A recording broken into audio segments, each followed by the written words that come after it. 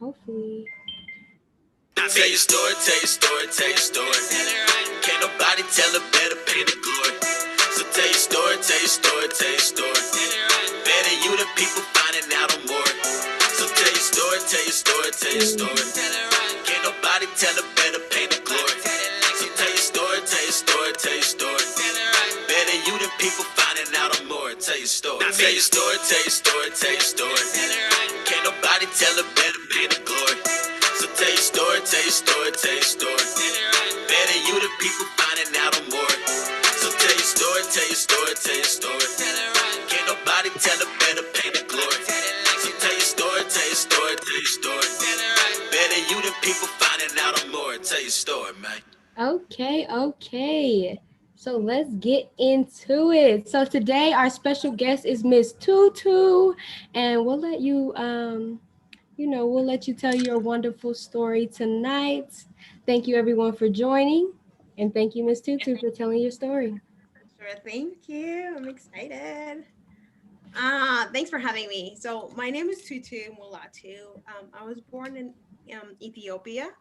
I came to U.S. when I was 15, and I came first to Virginia, and I was there for a year, and then moved to Colorado, and then I've been here since then.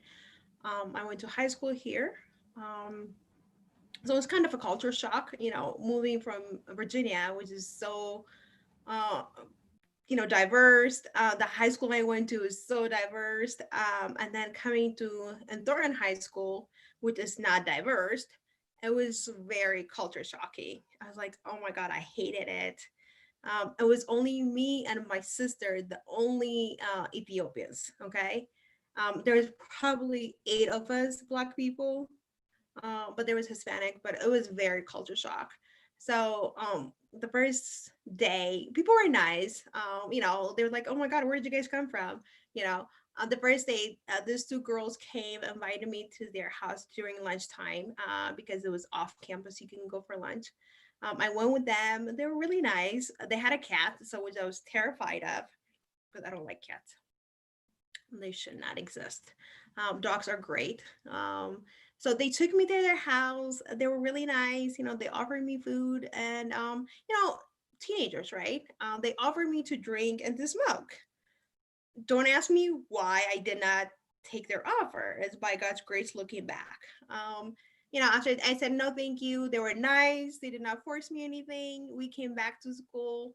On the next day, I didn't want to be their friend anymore. I was like, I'd rather be by myself than get a peer pressure. I don't know. Maybe it was different my timing. I just don't understand what got into my mind to say no. Being a new city, a new high school, you would think you want to have friends, right? Um, but people were nice in that school. I made friends, and I ended up. My sister and I ended up playing tennis. So we're twins, my sister and I. So we became the Williams, right? Playing tennis. So we played single and we played doubles for our school.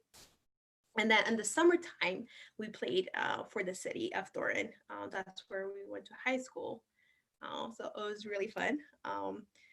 We played really nice, but if our coach want us to play aggressive, he would come around and say they're talking stuff about you guys, and then we really play hard, and then we will win really good. It was fun. I wish I still could play, but um, you know. Anyways, after that, 99. I'm a little older. I have a question as well. So, just going backwards, is there a reason you moved from Ethiopia to Colorado of all places? Right. Yeah, it's a long story. Uh, my super long story. My aunt was sick. My mom came, and then my dad got sick. My mom stayed, and then in the process, we were trying to get here to see him. He passed away. We were 15. So, and Virginia is a really big city, and our school is like humongous. Okay. So a lot of people like, she became a single mother. So, a lot of people like don't raise them there. It's big city. There is a lot of influence. So a friend of hers, they used to live in Pueblo, out of anywhere, right? So we came to Pueblo, and most of her friends and family like, leave them here. Why don't you just go and check it out? Don't take them, please. And mom was like, no, we're gonna go. So we came to Pueblo, and imagine 99 or 97 or 98 when we came here. Um, and my mom was like, I need to go to the city. I need to find me a job, right? So my mom came to Denver and met some people, and there was Ethiopian community and Thornton, like four of us.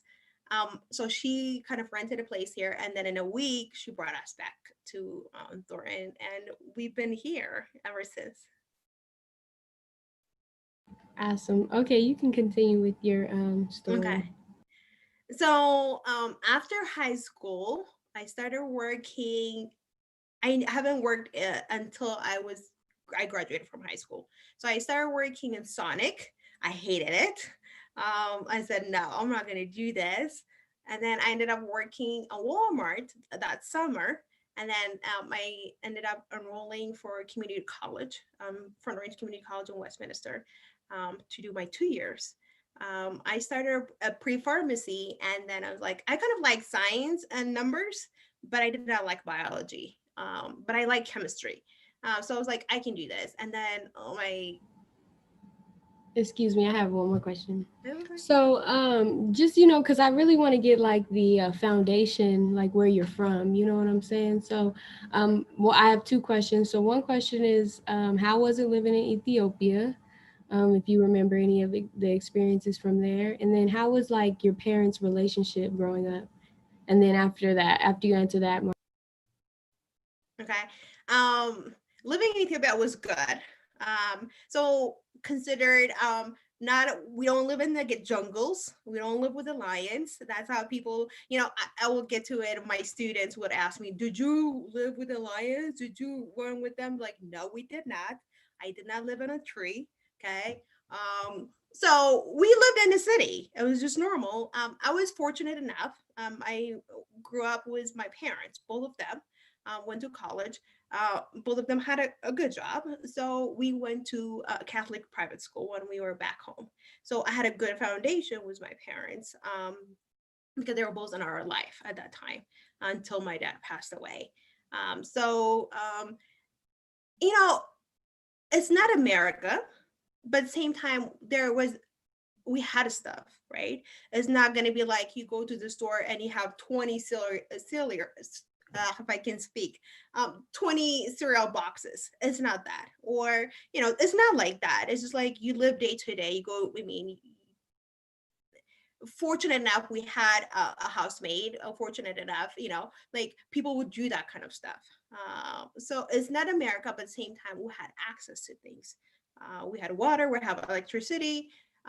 I'm not saying that's how everybody lived. There's poverty everywhere.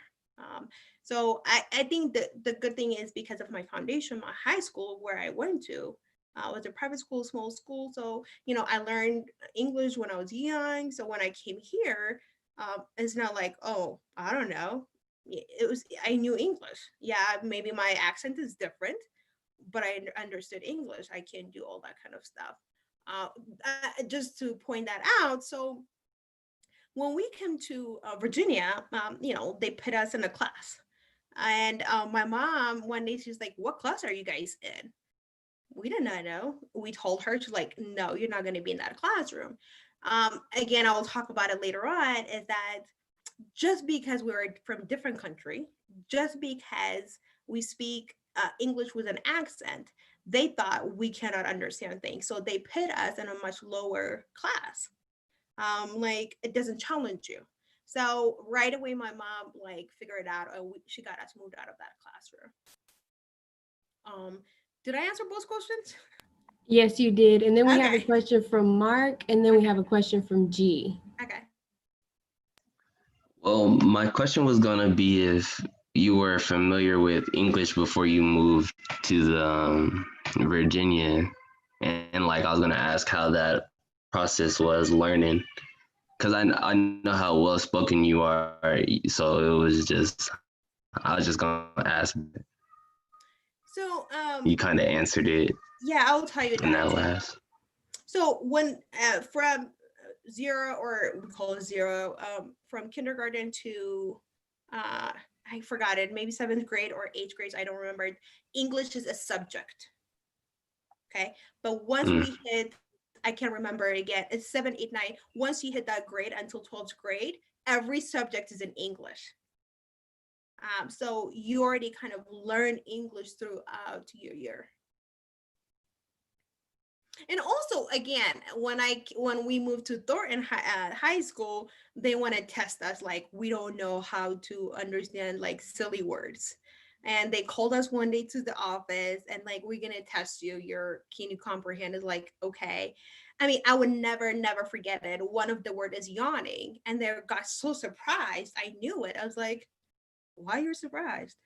So, I mean, at that younger age, we know how to stand up for ourselves and to speak. Um, and then just to add another one too is that, so in high school, I liked math, and I did 10th grade. I don't remember, 10th grade or 11th grades, you do CP classes. I don't know if they do that now or not. And then 12th grade or 11th grade, you do your AP classes, right? So by my senior year, I was able to do my AP math class. And I went to my advisor and say, hey, I would like to take this class. I'm telling you now, right? It's 20 something years and it's still remembered. And she said, no, it's not for you. You cannot do it. I said, can you just register me, please? That's for me to decide. And she did register me, again, because of how I was raised, like to stand up for yourself. No is not an answer. No is not part of your vocabulary. You kind of keep pushing, you kind of keep doing it, unless you don't want to do it. That's a different story. But don't let anybody tell you what you can, what you cannot do.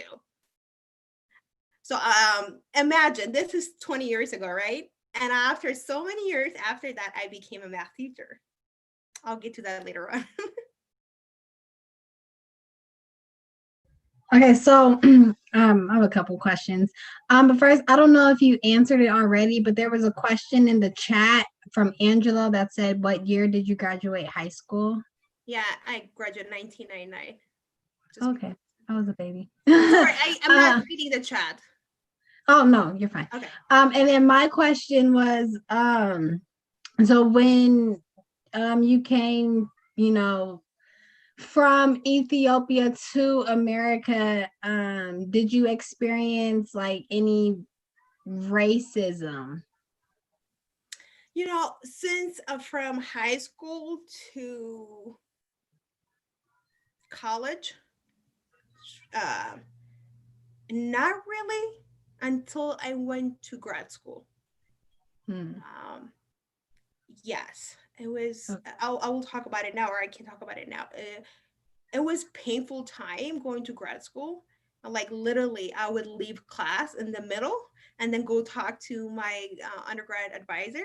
She did the same program, and she's Black, and I would cry literally, right? And then she's like, "Okay, Tutu, good, you cried. Now let's go to class." And I go to class. I mean, one day I had to tell my classroom and say, like, listen, I came in this classroom to sit just like everybody else work their butt off. It's not because you think I'm Black, or it's not because you think it's affirmative action. It's because I am capable of doing it. I had a Black professor, bright, smart. She did not like Black people. She would make comments. So it just did not help the situation. But at the end of the day, you can cry about it, about everything, but you have to go back. And then when I went to do my teaching certificate at CU Boulder, literally the professor said, maybe this is not for you. Do you want to do something else? Like, how are you going to tell me what I want to do, what I can do? I'm in my 30s. I mean, this is a second career for me. Like, so you just have to listen, and then you have to get another ear, and you just have to keep going. Thank you for that answer. And then I also want to know, so you said you went to Thornton High, and I attended a Thornton elementary school. And I was like one of 4 Black kids there. like one of four Black kids there, which, you know, different times, obviously, because you said you graduated in 1999 and I was born in 1998. Oh, So, you know, in elementary school in the fourth grade, I was what, 9, 10 years old. And I was like one of four Black kids at that school, and it was a Thornton Elementary School. And that is the first time I experienced racism was at a Thornton school. And you were saying how, like, you know, they would test you guys on like silly words. I felt that same way. Like, y'all feel like I'm dumb because I'm not white, when really I'm probably smarter than every single one of you in here. But I felt that way when I attended Thornton schools. Is like, and it's kind of crazy to hear you talk about it, just thinking of the different times, because it's like, what, like 10 years later, almost nothing has changed in the system. So like, it makes me think, like, what can we do to change the way they view us educationally, I guess. I think the way we can do it is we have to go back to the community. That's the only way we can make things different. We have to go back to volunteer. We have to show up to be a mentor. If we don't, they don't know anything any better, right? And the problem is that, like I said, I did not experience that when I was from high school up to probably grad school racism. Here it is. The problem that I did not experience it in that time is, unfortunately, they don't see me as Black. You know, I'm sure you guys have heard of it. There's that, like, oh, she's safe. She's not Black. Like, what do you mean? I'm Black. The last time I checked. So there's that consistency of kind of like, you're Ethiopian, like, you know, I have friends and family who like say like, no, we're not Black, you're not Black, like, no. And I think people like me and people like you guys, like, we have to go back and connect with the system so they can see, like, okay, you know. That's so crazy that you say that, just because, like, you know, my whole life people have asked me, are you Ethiopian? I'm like, no, but I mean, I'll accept it, I'll take it. But no, I was born right here in the States. But like, my whole life, like, are you sure? I've had actual women from Ethiopia tell me, like, no, baby, you from Ethiopia, like, you don't know, like, okay. So it's just crazy to hear you say that, but I know that it's true, you know, because like, there's that divide between Black Americans and Africans, or African Americans, you know, those who are parents are born in Africa and descend, right? For there's that divide. And I think that's one thing that we have to definitely close that gap, and be, because we are all Black to the world. We are. It's not to the world, we are. Yes, there's definitely that divide. I've gotten that too. Are you Ethiopian? From the men, and then they be like, when I say no, they be like, oh damn, like, because I know that they only like marry, a lot of Ethiopian men only marry Ethiopian women. So yes, but but so yeah, you can go ahead and continue with your story. Okay. So I did 2 years at Frontenac Community College. You know, I will tell everybody, do your 2 year first. A cheaper place, you don't owe money that much. You might even get grant money. And then it helps you to decide, what do you want to do, right? When I went to school first in my 2 years, I wanted to do pre-med, pharmacy. And I did all science classes, right? And then my chemistry teacher, smartest person ever, I took the first class with her, and then the second was like, I cannot take this class with her. She's too smart and she doesn't know how to teach it. I was like, I think I'll stop. But I did a biology class, all my math classes definitely, and then I didn't do physics, but chemistry. So that gave me to change my major to business. When I transferred to CU Denver, that's what I did. I did my undergrad in business administration, emphasis in management. I wanted just to follow my dad at that time. Like I wanted to just do what he did. And then that summer, I kind of decided I just wanted to continue and do my graduate program. I did my master in public administration. I used to like politics. I was like, I want to run for Senate one day. I just like that discussion conversation. I thought I will do that. So I ended up doing my public administration as a very condensed program at CU Denver, the same one too. And then I graduated from there and I left. Um, so kind of between looking for a job and trying, oh, sorry. Oh, so my question was, because I went to community college too, and I transferred to CU Denver. So I was gonna ask you, like, what can when it came to like the diversity that you experienced in community college, I don't know if you actually seen if there was diversity in community college, but when you went to CU Denver, was there a difference? Yeah, so I went to community college up here in Westminister, right? So it's not diverse. I knew all the Black kids there. I mean, it's just like, I think we're like 5 or 10 of us. We hang out together. We kind of chill right there.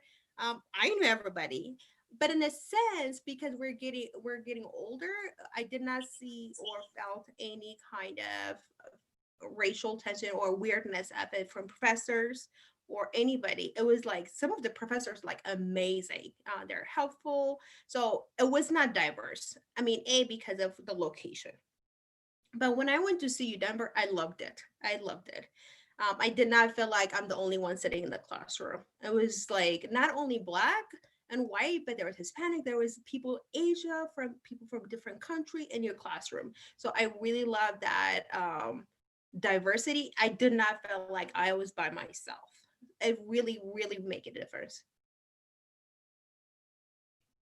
Okay, that's the only question I had.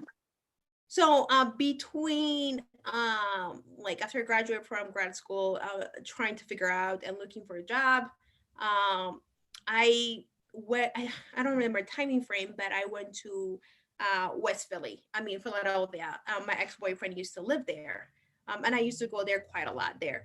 And then I met people because I go to their church. I become kind of family. And one of my friend, she was a science teacher at West Philly High School. So when I'm saying West Philly, back in the days when I was going there, it was like the hood, okay? So when I went to the school, I was like, where did I go? I mean, it was scary. There was cops car everywhere. I mean, the ninth grade, and I will never forget it, the ninth grade and 10th grade was divided by metal. And I was like, why is all this craziness? She said, that's just the neighborhood. So I started talking to kids in the classroom. It was a junior, senior class. I kind of talked to them like, hey, what do you want to do in a couple of years? Are you getting ready to do the SAT or ACT? Like, I think I remember 2 of the girls maybe said yes. And I was confused why they're not planning for the future. And imagine, I'm coming completely from a different environment. Like, it was part of the normal for me to go to college. And this is my assumption, right? So I talked to my friend, she was a science teacher, like, why these kids, they don't know where they're gonna do, where they're going. And she was like, Tutu, these kids, they don't have any structure. I mean, the school is just like a babysitting. And I was like, wow. So when I came back to Denver, I said, I need to do something about it. So at that time, I was working, and then I decided I need to go back to school and get my teaching license. So I went back to CU Boulder. Like, do you guys remember what I said? I started as a pre-pharmacy, so I have all the science, all math classes pretty much. So I just needed to take whatever left over, and then the teaching classes. So I did that. It was in 1 year, and then I started teaching. I The only place I ever taught is most pretty much an urban school, and quote unquote at rescue school. So I started my first school teaching in Aurora for the first 3 years, which I loved it. It's a kind of second chance for the kids. Like, go ahead. Okay. And did you see the question in the chat by chance? I can if you want me. I believe it asked if you had any kids. My answer is I have 200 something kids. I was a teacher, but I don't have my own kids. Understood. And then I guess you might get into this later, but what's the lowest grade you ever taught, or what's the lowest you will teach? I did teach 8th grade for 3 months, and I said it's not for me. I cannot do kids. Just my personality. I'm very straightforward. I'm direct. Nothing against middle school kids. They cry too much. I don't know when kids cry. I don't understand it. I'm kind of very logical. Like I kind of like, why you cry? Like somebody step on your shoe and get over it. So that's not for me. Okay. I am meant to teach high school kids. I can see how I feel about it. They can get mad, but there's no much crying going on, and we can move on. So yes.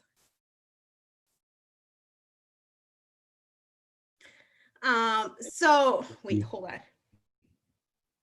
I don't know where I was. No, that's okay. You said that you came from Philly and then you started teaching school in Aurora and you loved it. Okay, thank you. So I was teaching in Aurora. It is it's considered private school, but it's not. It was the reason they made it a private school. It's still Title I school, but the reason they made it a private is so that way they can teach about the Bible, about God. But most of all their kids are kids who are not successful in traditional school or kids who've been in the system. So this is their second chance. Okay. And then I was there for 3 years. I loved it. Okay. I loved it. I loved the kids. I really loved everything about it. After that, I went to a charter school for a minute. That's where I went to middle school. That was not for me. It wasn't for me. And then I left to teach a juvenile facility for the next 2 years. I loved it. It was only boys juvenile facility up in Watkins. I loved it. It was great. It was very structured. I'm a very super structured person, so it helped me to hold kids accountable. And it was great. And by the way, I did teach math. So to come back to it, imagine if that a high school counselor said I was not good enough and I never pursue it, and what could have happened. And I do believe that I did make a difference in kids' life. I don't know how many, but I know at least I made a difference in one kid's life. So that's why you cannot listen to what people say. You have to follow your passion. So I was there for 2 years. And then, the grass need to be greener. So I went to a different school. And then I stayed there for a minute. I liked it, not that much. And then I went back to the juvenile facility another 2 more years, which I loved it. I love the kids. It just gave me a different perspective to understand them. Yeah, go ahead. Oh, please finish your thought. If you know. I mean, it just gave me a completely different thoughts, like teaching in this schools. And I'll give you a couple of examples so while I'm still in my head. And I think it was you who asked last time when I was doing the class, how about people don't want to open up a bank account or they don't want to do a saving? So it taught me that it's not they don't want to do that. And I do believe it in my heart. No kids wake up in the morning and say, I'm going to be disrespectful to Ms.Tutu today. I'm going to be rude to her. Nobody says that, right? That something happened to cause them to be disrespectful. So it's just trying to understand the root of it rather than kind of to cover up and then to be mad about the situation on the surface. Yeah. All right. And I was going to ask a question, but I don't really remember what it was. But Angelo in the chat, he said, do you have any siblings? If so, what is your relationship like with them? So like your twin sister or someone like that. Yeah, my twin sister, we're good. Like really, we kind of we know we can work. We always say that if me and her want to do something, we can make it happen. It doesn't matter what it is, because we really kind of understand each other, kind of knows the thing has to be done. So yeah. Is that all the siblings you have? Yeah. Who was older, you or her? Does she have kids? Nope. Okay. No. So one, maybe I hope this question isn't too personal, but how old are you, Ms.Tutu? How old do you think I am? I mean, 33. You graduated in 1999, so I know you look so you were like young. 18, so, and it's 2020, so Move. let's go with like, 40. I'll help you with that. huh? I Let's can't go guess with the someone 40. Okay, I like 40. I can't guess someone. Okay.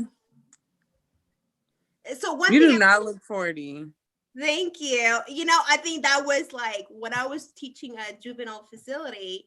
I don't look that old, right? And and when I go to work, I always make sure to dress properly. I want to dress professionally. My whole thing is like I want my kids to see another person who looks like that, right? Kind of like, oh, okay, there's another world outside of this. So that's my intention. I always dress properly, professionally, you know, like and the first thing I tell them, like, I create that boundary. You do not cross that boundary. I'm not your friend. I'm your teacher. Just because I look young, I can be your parents.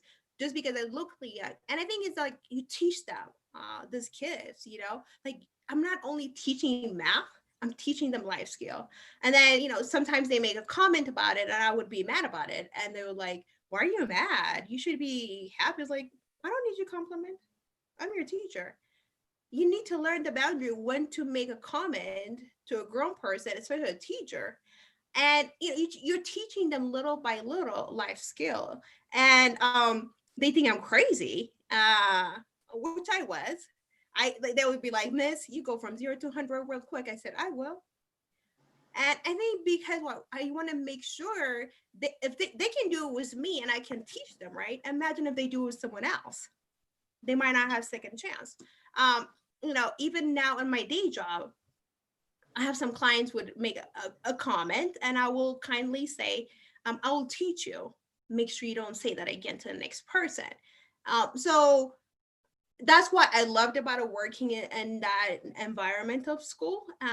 It's bigger than just math. And then to go back, you know, I tell some people like where I work, people like, wait, aren't you scared? No, I mean, they're just kids. Um, I think it's just to understand where a person is coming from is the biggest thing than anything else. You know, I made a deal with a couple of my kids because they come to a class so high, right? It was one of their girls. She's smart, she's bright. And I literally sat with her and I said, okay, can we make a deal? Can you come to school 4 times high, but only 1 time not high? Can we make that deal? Can we make that baby step? You know, when I tell people this, like, what kind of person tell a person it's okay for them to smoke? How honest can I tell someone to not smoke at all when that's all they did? Right? So you have to understand to really create that relationship for a person to trust you and work with you. Because I cannot be coming and telling you how to live your life. Because even though you might be young and I might be older one, it doesn't work that way. Should I keep going? Keep going. Okay. So another thing is like what I love to do is to volunteer. I have mentored kids. Any volunteer that I can give my time, I can give my resource, my money.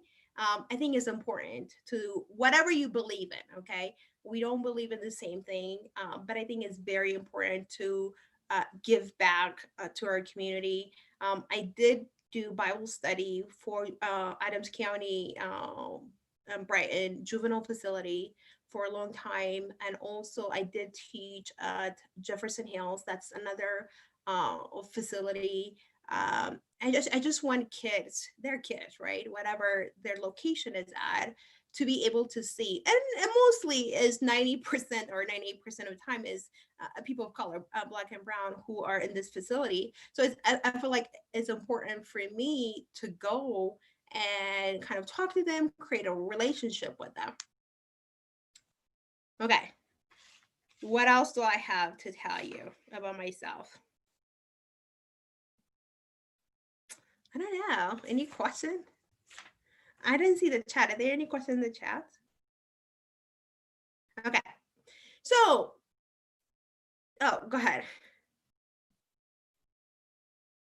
Yes, Mark.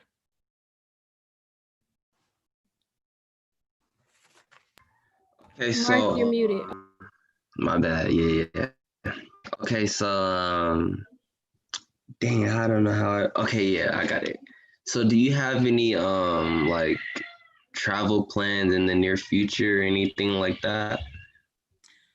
Yeah, when COVID is out. So I love to travel, and I kind of promised myself I want to explore, right?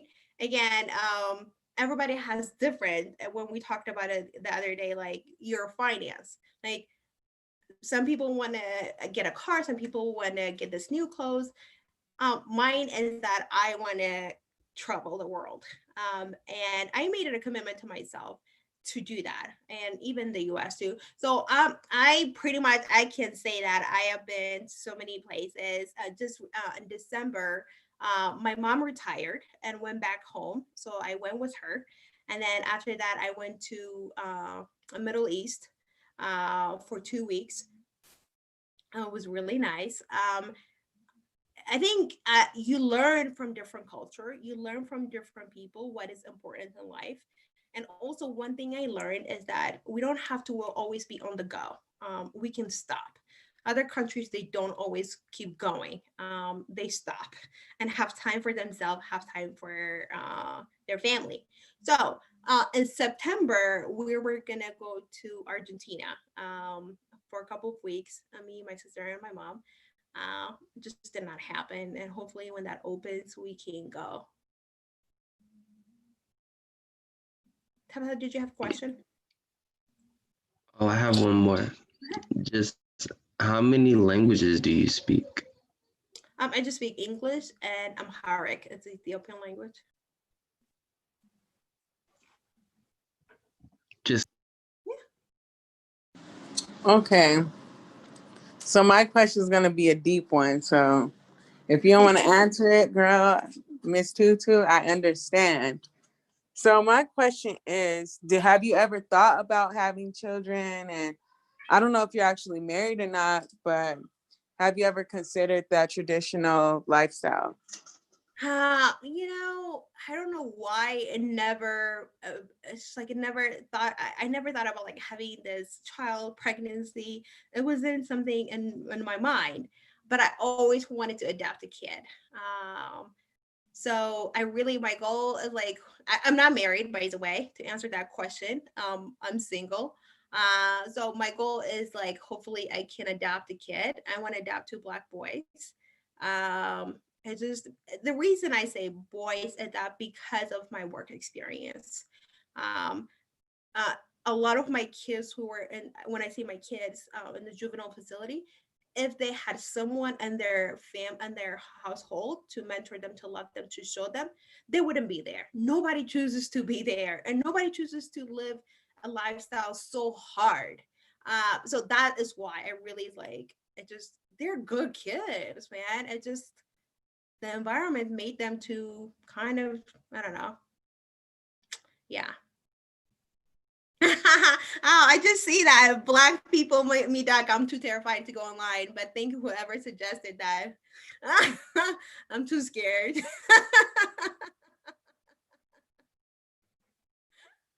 I'm done with Mark. Also, when did you start your locks, and what inspired you to get your locks? I think February is going to be 2 years. If I have to be honest, why I started, because I don't like to comb my hair. I mean, I had Afro forever. It just takes too much. Uh, I have to braid it when I go to bed, or sometimes I don't. It breaks. I tried weave. I tried like, I mean, everything under the sun. So yeah, but I like it.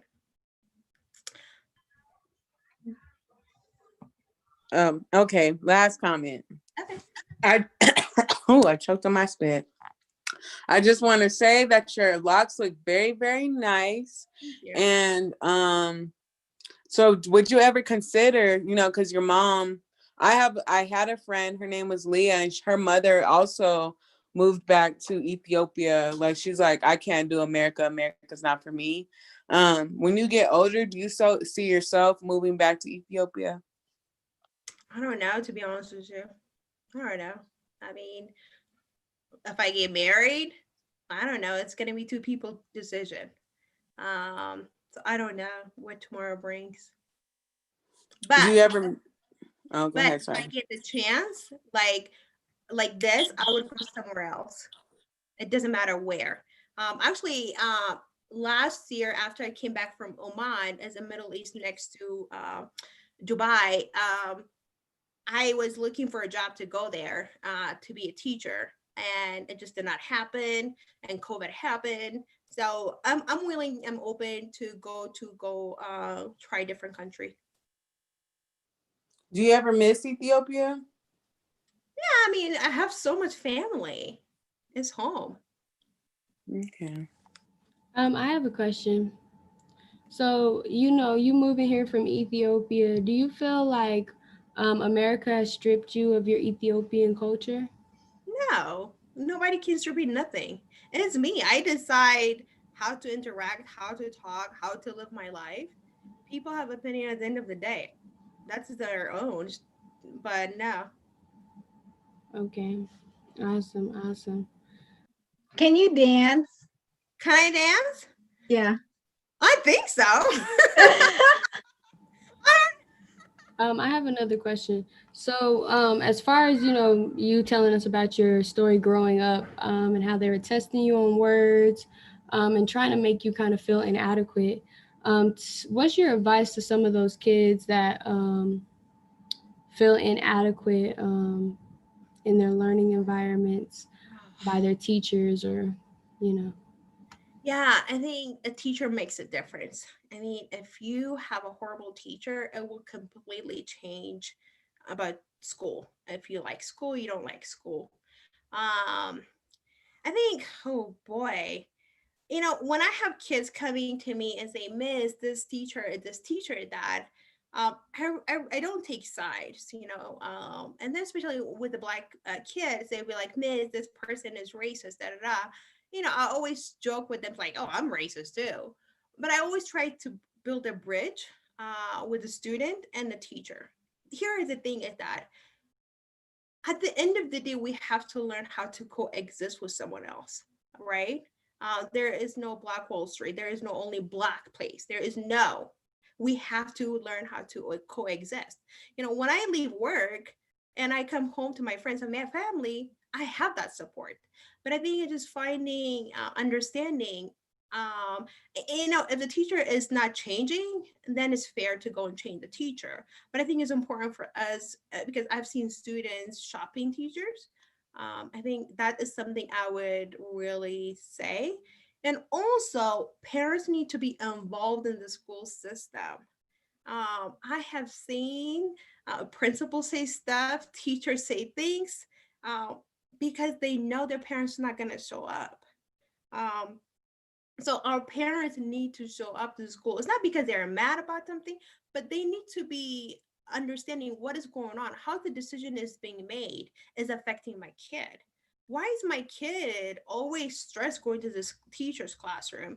Parents have the right to say, "Hey, I want to sit in my kid classroom." I have parents ask me that. It's fair. It's not you're going being defensive or being mad about the teacher, but it's to understand what is causing it. So parents need to get involved. Thank you for that. Another question is, you're talking, I really appreciate that answer, but you talked about coexisting. How important do you think it is to coexist, especially in this age of 2020, racism, Trump, all this stuff? How important do you think it is to coexist? 100,000%. We cannot live not learning how, we don't have to agree, but we gotta learn how to agree to disagree. I mean, I cannot say that if I go to the store, it's only Black people that I'm going to end up seeing. No, right? I'm going to run into somebody. I think we need to understand that it's bigger than just race. There's class, there's gender, right? Even among us, Black people, do we even coexist? Do we respect each other before we even jump to a different race? I think it needs to come from individually. I cannot sit in here, you need to do this, you need to do that. Yes, we only need to do that, but I need to start working on myself. When I see the next person, am I going to be respectful? Or am I going to be pissed about it constantly? Believe me, when I was young, I have chip on my shoulder constantly. Did they say this way? Did they look at me? You know, but at some point we need to grow and change our view. Otherwise, I don't know how we're going to live in this society, especially in this very hateful time we're in. Exactly. Thank you so much. And so you talked a little bit about there's gender and then there's problems within the Black community. And you also talked about wanting to adopt a Black boy. So, just talking about all that in the education system. Oh, wait, Mark has a question. I'll just let him answer his question. Don't forget your question. You can go ahead. You can go ahead. Um, uh, Dang, see, you know, maybe, okay, hold on, it's gonna come, it's gonna come. Oh yeah, did you see yourself doing anything other than teaching? I didn't hear the last part. That Mike, do you see yourself doing anything other than teaching? I don't know. I think that's my heart. That's my passion. You know, I was a classroom teacher for the last 9 years. I did math and I did 3 years ESL. Now I work in a different place, but I still am a teacher. I still do financial education, right? I think this is my gift. It's just to teach, to communicate, and share my information, my knowledge. So far, that is my purpose. You know, I'm a believer. So I one day I was just walking and asking God, like, God, what is my purpose? What is my purpose? And there's this thing came into me, like, He gave me this purpose, right? So yeah, like I am a mentor for young kids in the past. I just want to share my information, what I have. There's no point of me keeping it. There's three things my mom always, until this day, would ask us to do. She always asked me still today, are you going back to school? And then her next question is, what book are you reading? And then her third question is, what are you doing? Are you giving back to the community? What is the whole point if you learn it and you're not sharing it, right? So never asked me to get married, never asked me to have a kid. That wasn't her, right? So that is my purpose right now. It is to share what I have. Okay, so just seeing that gender piece that I was going into, what kind of things do you see in the educational system and in the like political system that's against our, Black males? Since that's kind of what you focused on. Yeah. Okay. So when I was in some charter school, they've seen Black men as animal. They talk about it like, oh, he's big, he's this, like, oh, And it was just like so maddening for me. Like, they're kids. They can be big, but they're kids at the end of the day, right? And then when I came to the juvenile facility, it's all boys, right? Especially the Black boys, they still not being given opportunity to take better classes, or even to do avid classes, or even to go to outside. It just blows my mind. Like, how can you be doing the same thing, this outside school and the inside school system, right? With that gender. They always being seen as aggressive when the outside school. They can be saying something and like they're aggressive. It's like, they're not. I think they just said opinion. So that is for me. I have seen it. So again, when you're talking with Black boys in school, um, you have to try to understand their culture, their background. Why are they talking the way they're talking? It's not because they woke up this morning and they want to be rude or disrespectful, or um, one thing I heard about it, like they're intimidating. And like, not really. You know, like I was face to face with this big kid, and imagine I was the smallest person in my school, the juvenile facility. And the kids are big, right? And I did not care. Like if I need to address it, I was face to face with them. I didn't even think they're big at that time, because I just see them as kids. So I told one kid, I would never forget it. You know, he's upset, something happened, and you know he was just doing too much. And I went to him, I said, let me tell you something. And then so I tell them, like, because I talk really straight with them, I said, I'm going to say this to you. If you go and say, Miss Mulatu said this, guess what? I'll deny it. They know I don't talk like this. You know, and I went to him, I said, you cannot act this way. If you're on the street, you will be dead today. Somebody's going to pop you, okay? You got to learn. I'm not saying don't get mad, but I'm just saying, can you find ways you don't react this way? You know, it's like you have to take the time to teach those kids to have a conversation. I'm not saying don't get mad, it's okay. But what is the easiest way? What is the better way for you to communicate this without blowing up and creating this kind of chaos and fullness? G has a question. Thank you for answering. Okay, so you know talked about how parents needing to be involved in the schooling with their children. So most Black and brown parents are working 2, 3, sometimes 4 jobs, which is why it's hard for them to be in the schools for their children. And so as a teacher, like what can you suggest to involve the parents of the children who work 2, 3 jobs and can't be in the schools all the time, or can't make parent teacher conferences, or like how can we make up for the time that they can't be there for? I completely understand, but I'm gonna push on this. My mother was a single parent and she had to do 2 jobs, okay, and raising us. I don't want to give an excuse just because somebody's working 2, 3 jobs, okay. Another thing is that parent teacher conference are in the calendar for the whole year, right? Can you take a day off on those days? Okay, 1. 2, contact the school to say this time works best for me. Can you work with me? We are willing teachers when I was in school, okay.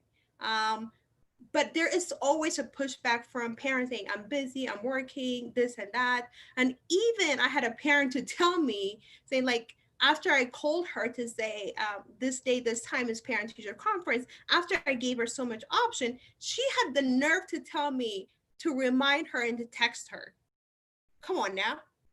When is the responsibility is gonna kick in for the parent, right? So I'm not saying all teachers are great, but most of us, we go into it not because of the pay, because we love it and we want to make a difference. I think we're willing to make a sacrifice, even like stay after school or early in the morning or between your lunch break to call you. You don't have to come to school always. just to have a phone conversation. I had a parent because I like this kid, and when I was my seventh grade teacher, he was like having a hard time because his dad was in jail and she was a single mom, and the kid was acting, and he was a sweet kid, but he was acting so bad. It was all classes, so I tried to call the parent. Finally, she flipped it on me and said, "It's my issue. I'm the problem." Right? So there's so much teachers we will take, but there's a boundary. Like, I'm not gonna call you anymore. If you think that's a problem, I'm just gonna wash my hand off. But we're willing to do it, but we cannot do all of it. Thank you for that answer. And just a follow up, do teachers still do home visits? And if not, do you think that's something that teachers should start back doing again? And is it effective? Yes or no. There's some schools I did on my practicum, and then some school I did teach. Some schools they do home visit. Some schools they don't. If you ask me, I think that's it. We're putting the parents off constantly. We're putting too much. Teachers need to this. Teachers. We cannot solve everybody's problem. I had kids in my class when I was at charter school, 30 something kids, and I have 5 classes. I cannot be reaching to everybody, right? We need to make parents at some point responsible. Uh, Teachers cannot do all of it. We're human beings too. We have family. Imagine from 7:45 till 4 o'clock, we're teaching. After that, we stay to grade, to do whatever our meeting. And then when do we constantly keep visiting this family? At nighttime, and then Saturday and Sunday. We keep pushing things to parents, and then that's why I love teaching. Like, the system is changing too much, catering too much to kids, and not holding them accountable, not holding parents accountable, but we become fixing everything. Oh, the kids did not do homework, and the teacher's fault. We had literally parents complaining, saying, "You're giving my kid too much homework. I want to hang out with my kid. Can you stop doing that?" And like, where do we stop and say, we're teachers, your kids need to learn?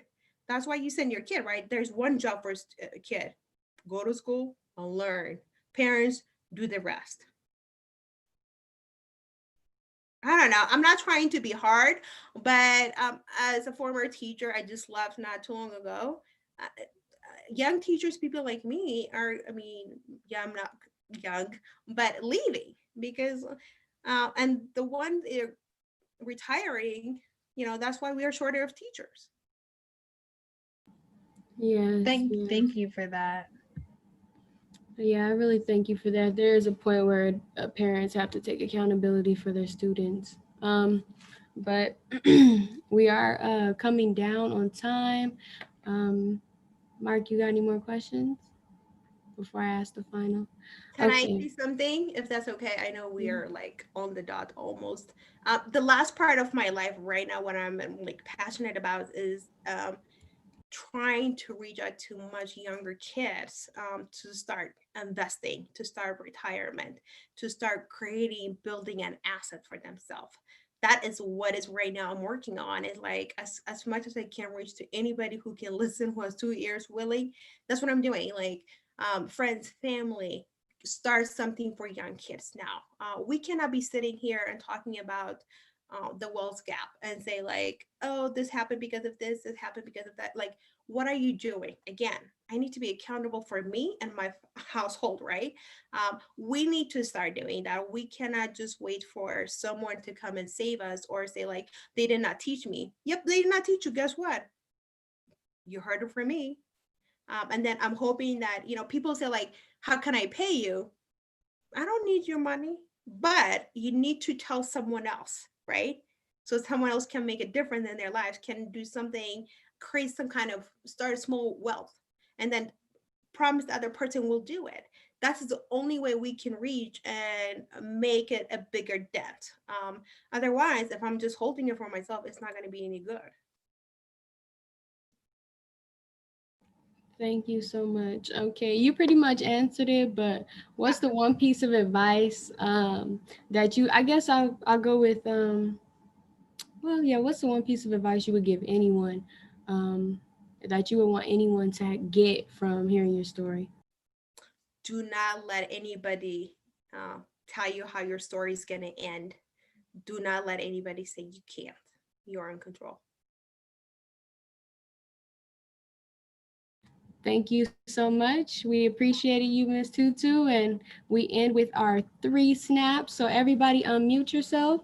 And on the count of 3, we're going to try to be in unison and do the 3 snaps. 1, 2, 3. Okay. Hey, that was Okay. nice. Thank you so much and have a wonderful night, everybody. Hey, guys. Thank you, Ms. Tutu. Thank you so much, Miss Now Tutu.